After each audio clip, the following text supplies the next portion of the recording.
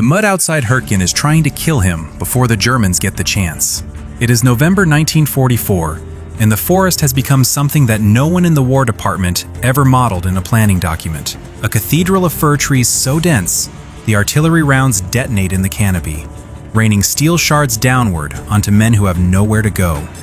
A rifleman of the 28th Infantry Division has been in the forest for 11 days. His rifle is functional, his rations are functional, his boots are not. The leather has soaked through. The wool liner has compressed into a cold, wet slab. He cannot feel 3 of the toes on his left foot, and he is afraid to look. Every step is a negotiation between the ground and the nerve endings he may or may not still have. The Germans, 30 meters through the trees, are also in the mud.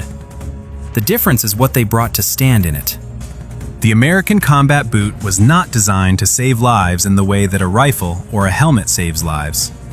It saved them quietly, cumulatively, in the way that ground pressure and cold and moisture work quietly and cumulatively to destroy a fighting man before the enemy fires a shot. To understand why German infantry came to fear it, and they did, in the specific, documented way that competent soldiers fear the thing that reveals the gap in their own preparation, you have to understand what the German army had prepared for and what they had not. The Wehrmacht entered the war with a boot doctrine refined over a generation of tactical thinking. The standard German marching boot, the Marschstiefel, was a masterpiece of its intended context. Knee-high, stiff-shafted, hobnailed sole. It was designed for road movement, for the kind of infantry advance that German operational doctrine assumed. Rapid, mechanized-led penetrations over hard ground, with infantry following consolidated routes, minimizing time in the field. The boot was a road boot. It was superb at what it was built for. On cobblestone, on hardpack, on the kind of European road surface that had been the standard medium of warfare for 3 centuries, it was unmatched. A German soldier in that boot, on that surface, covered ground faster, with less fatigue, than almost any infantry force in the world. The problem was that the war German planners expected, decisive, fast, over hard terrain, was not the war that arrived after 1942. Stalingrad was not hard terrain. The hedgerows of Normandy were not hard terrain. The Hürtgen Forest was not hard terrain. The Vosges, the Apennines, the mudflats of the Rapido River Valley, none of these were the surfaces the Marschstiefel was optimized for. On soft ground, the rigid shaft prevented ankle flexion, increasing metabolic cost on every step. The hobnailed sole packed with mud and lost traction. The tall cuff trapped moisture against the lower leg. And the boot was heavy, substantially heavier and stiffer than what American infantry were issued by late 1943, built for road marching rather than prolonged movement through mud. In sustained off-road movement, that weight compounds. Over 10 miles of broken terrain, it compounds into something that begins to look, on a unit casualty report, like attrition without contact. German High Command understood the problem. They had, by the Italian campaign, begun issuing ankle boots with canvas gaiters in some formations. The solution was partial, improvised, and arrived too late to retrain a force that had been road marching in tall boots since 1935. The philosophy of the army was baked into the leather. You cannot change the boot without changing the doctrine. And by 1943, Germany no longer had the industrial margin to change either. The American Army arrived at the Pacific and North Africa with a boot inherited from the First World War, the M1917 service shoe, a low-cut leather Oxford that tankers and cavalrymen had adapted into various field configurations over the interwar years. It was not a bad boot. It was a peacetime boot. It was not built for the specific convergence of problems that combat infantry in varied terrain and climate would face simultaneously. Ankle support on broken ground, moisture management over sustained operations, sole durability against volcanic rock and European cobblestone alike, and the kind of thermal retention that keeps a man's feet functional through a northern European winter. North Africa taught the first lesson. The terrain was not the sand of popular imagination. It was rock, gravel, and hard-packed crust over soft substrate, the kind of surface that destroyed souls in weeks and turned a company of infantrymen into a company of men favoring their feet. The after-action reports from Tunisia in early 1943 used the word footwear more often than any other piece of individual equipment except the rifle. Quartermaster officers flagged it. Regimental surgeons flagged it. The feedback chain that the American military, for all its flaws, actually built and actually used began to move. Italy accelerated the urgency. The Italian campaign of 1943 and 1944 was, at the infantry level, a sustained argument against every assumption about mobility that American planners had carried over from the North African desert. The Apennines were vertical. The rivers were swollen. The mud was a category of substance that men who had not stood in it could not accurately describe. Trench foot, the same condition that had consumed hundreds of thousands of man-days in the First World War, began appearing in casualty reports with a frequency that the Surgeon General's office could not ignore. It was not the enemy killing these men, it was the ground. The Army issued a directive: design a boot for the war that exists, not the war that was planned for. What emerged from that directive was the M1943 combat boot, and later, the two-buckle combat boot that became the image most Americans associate with the GI of the late war. Neither was revolutionary in any single feature. The revolution was in what the designers understood about the relationship between footwear and combat effectiveness as a systems problem, not an equipment problem. The sole was the first decision. Composition rubber, replacing the hobnailed leather that German doctrine had relied on for a generation. It gripped mud without packing. It shed water without absorbing it. On cobblestone, it was marginally worse than hobnails. On every other surface, it was substantially better. The designers chose the terrain where American infantry were actually dying over the terrain where they were not.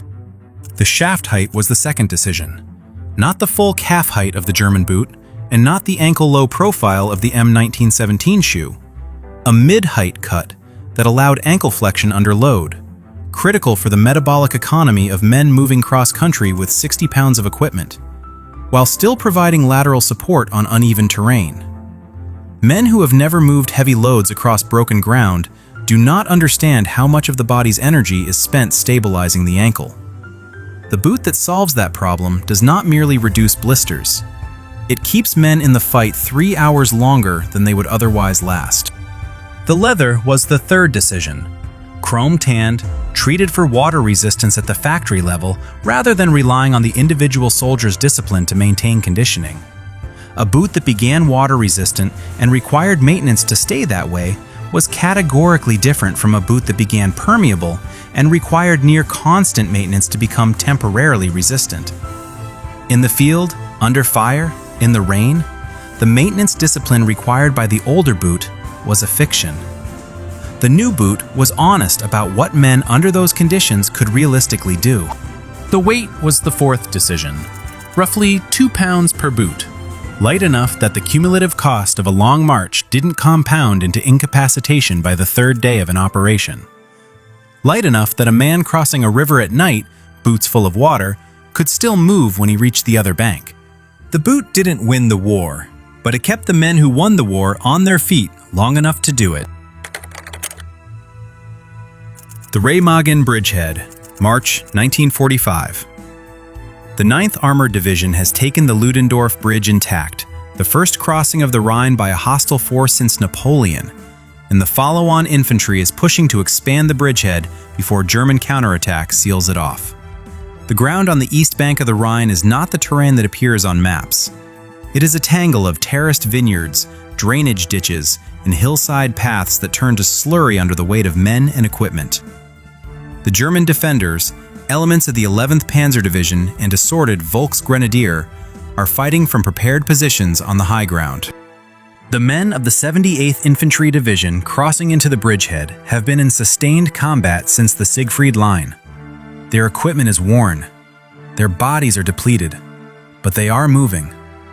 The men of the 310th Infantry Regiment, first to follow the 9th Armored across the Rhine, pushed inland through terrain that no map captured honestly. Vineyard rows turned to slurry, drainage ditches that had become channels, hillside paths that simply disappeared under the weight of men in column. They moved for hours through that terrain in the dark. No lights. German positions close enough to hear voices. What the after-action accounts from the Remagen bridgehead record, more than once, is the speed of that movement. American infantry crossing difficult, unfamiliar terrain in the dark and arriving at objective lines faster than German defenders had calculated. Some of that was aggression. Some of it was unit leadership. Some of it was that the men's feet worked. That the accumulated, grinding attrition of cold and moisture and broken ground that had been pulling men out of line since October had not yet consumed the men who were moving that night. The German counterattack on the bridgehead, launched March 8th and sustained through the 12th, was a coordinated effort involving artillery, infantry, and Luftwaffe strikes against the bridge itself. It failed. The bridgehead held and expanded. The reasons it held are tactical and operational and have been analyzed extensively. What the analyses rarely include is the cumulative invisible factor of which force arrived at each phase line with more of its men still functionally mobile. The Germans holding the eastern bank were not poorly trained. Many were veterans. They were fighting on their own soil, from prepared positions with interior lines. They understood the terrain. What they could not account for was an American infantry force that moved faster than German planning assumed American infantry could move, over terrain that German doctrine said would slow an attacker to a crawl. Some of that was American aggression and unit leadership. Some of it was that the men's feet worked. The Germans were not wrong about boots. They were wrong about the war. The Marschstiefel was a correct answer to a question that the Eastern Front, Italy, and Northwest Europe rendered obsolete.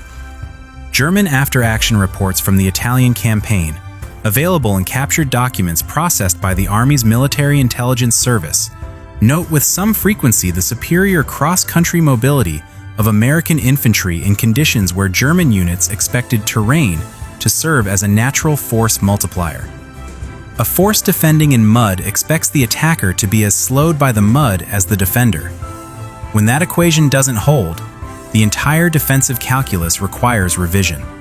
The Wehrmacht's supply system, by 1944, could not make that revision. Rubber was rationed, leather was rationed. The industrial capacity to retool boot production for a new design had been consumed by armor, artillery, and the voracious material demands of two-front war.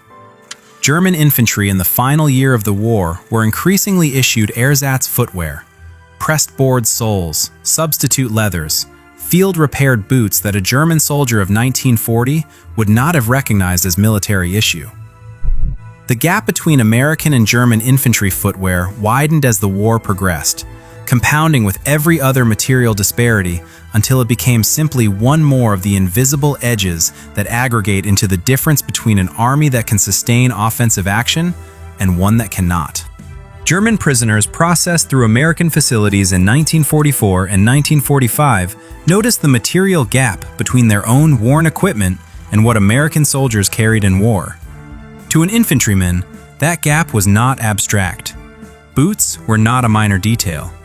They were the difference between movement and collapse. A German veteran who had spent months on bad footwear understood exactly what he was looking at when he saw what the Americans had built, and understood, with the cold clarity of professional assessment, what it meant that his own army had not.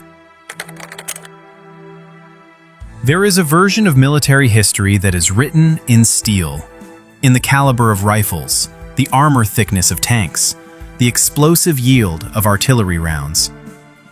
That version is accurate as far as it goes, but there is another version, written in the accumulated, invisible attrition of men whose bodies failed before the enemy reached them.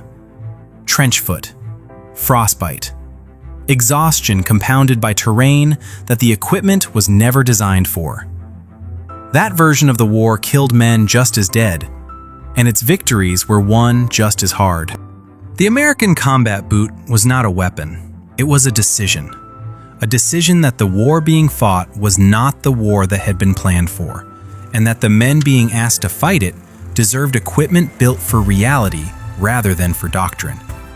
It was a decision made possible by a feedback system that actually transmitted what sergeants and surgeons were seeing upward to people who could act on it, and an industrial base that could translate that feedback into production at a scale that changed the experience of individual soldiers within a single campaign cycle.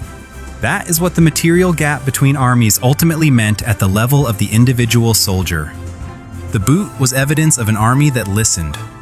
Not perfectly, not without failure, but consistently enough and at sufficient scale that the gap between what American infantry needed and what American infantry received was narrower than the equivalent gap in the Wehrmacht.